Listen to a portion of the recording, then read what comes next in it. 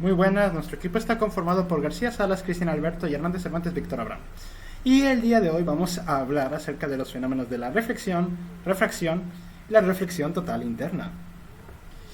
Hasta ahora hemos hablado acerca de cuál es la naturaleza de la luz, ¿no?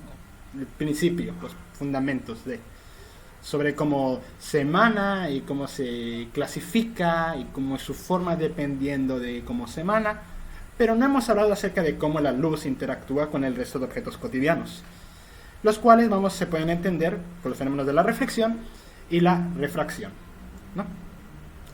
Pero antes de iniciar vamos a hablar acerca del hecho de que en sí mismo la óptica de rayos tiene limitaciones.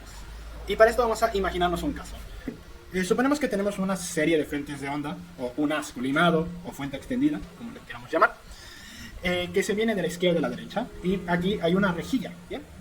Y si hacemos este experimento con la luz, veremos de que si la rejilla es muy grande y la luz pasa, realmente no hay problema con cómo se ve al final en el muro. Pero si tenemos que la rejilla es muy chiquita, como así, y la luz pasa de ser de un haz colimado a un haz divergente. Esto significa de que actúa como una fuente puntual, esencialmente. Pero esto no lo esperaríamos de un haz, lo esperaríamos de una onda. Este fenómeno se le llama difracción. Y es debido a eso que la teoría de rayos puede ser sustituida por una teoría de ondas. Y entender a la luz como algo que tiene una longitud de onda y una frecuencia y una velocidad y así. Ahora vamos a explicar los fenómenos que habíamos hablado principalmente. Nada más recordar el hecho de que los frentes de onda de haces colimados son paralelos entre sí, ¿no? En plan, son básicamente placas paradas como capacitores, si lo queremos ver así, ¿no? La reflexión puede entenderse como el cambio de la dirección de la luz cuando toca un objeto. Usualmente cuando un haz entra en una superficie, la normal en la superficie va a indicar un ángulo que se le llama ángulo de incidencia, y observando experimentalmente vemos que el ángulo de incidencia es igual al ángulo por el cual se refleja, ¿no? Por eso reflexión. Bien, así que la reflexión es cómo rebota la luz cuando se entra en interacción con superficies. Y para saber eso simplemente hay que saber la normal a la superficie. Y el otro fenómeno es la refracción. La refracción es cuando en ciertas superficies, por ejemplo, o en ciertos materiales, como por ejemplo el agua, la luz no solo se refleja, sino que penetra al objeto y pasa a través de él. ¿Bien? A eso se le llama refracción. Y el ángulo con el cual lo hace respecto a la normal se le llama ángulo de refracción. Y sigue algo que se le llama la ley de Snell, que se deriva del principio de Huygens y el principio de Fermat. Hay toda una razón geométrica para verlo, pero no vamos a verlo exactamente, solo voy a poner imágenes aquí para ver más o menos de dónde se deriva. Así que tenemos estas dos leyes, la ley de reflexión y la ley de refracción. Y esas son las dos principales formas de lo que hace. La reflexión total interna es simplemente cuando a partir de cierto ángulo en una superficie ya no hay refracción, simplemente hay reflexión. Usualmente es cuando hay 90 grados, ¿no? Y básicamente toda la luz se refleja, como si estuviéramos en una fibra óptica. Curiosidades. Otra cosa de la que hay que hablar es que hay dos tipos de reflexión, dependiendo de las superficies en las cuales estamos hablando. El primero es la reflexión especular, que es aquel en donde la superficie que toca la luz es completamente plana, tan plana como un hot cake. Así que la superficie va básicamente si tengo un haz colimado, las que se refleja sigue siendo completamente colimado.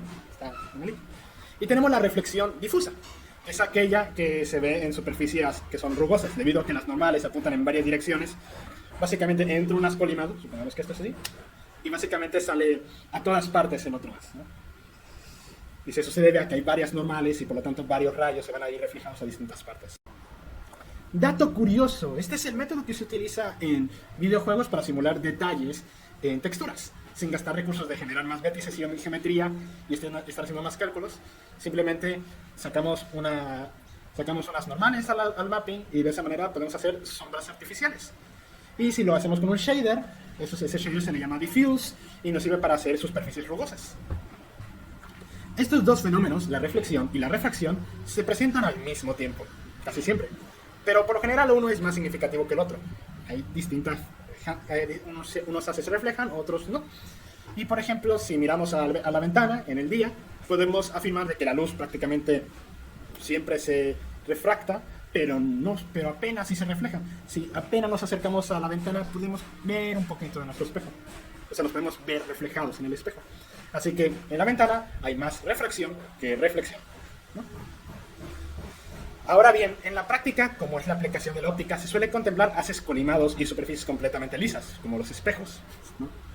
En los cuales reflejan muy bien, que es lo que queremos para hacer nuestro interferómetro. Pero de modo que terminamos hablando de reflexión especular, sin que esto sea una pérdida de genialidad, ya que cualquier frente de onda es localmente una sección de un plano, permitiéndonos así tratar esa región de las como uno colimado. Así, finalmente, después del análisis correspondiente a nivel local, no será posible extrapolar el resultado obtenido. Esto pues termina siendo el justificante de la elección de un rayo como representante de cualquier haz en el estudio previo. Y por último, para la ley de refracción, si tenemos que el ángulo de refracción es 90 grados, tenemos reflexión total interna. Y se cumple esta ley, ¿no? En este caso, el rayo refractado estará completamente confinado entre los dos medios, como os había dicho antes, y este ángulo se le llama el ángulo crítico. Para ángulos incidentes mayores o iguales al ángulo crítico, toda reflexión incidente se refleja al medio. Tenemos reflexión total interna. Esto ha sido todo, espero que les haya gustado y adiós.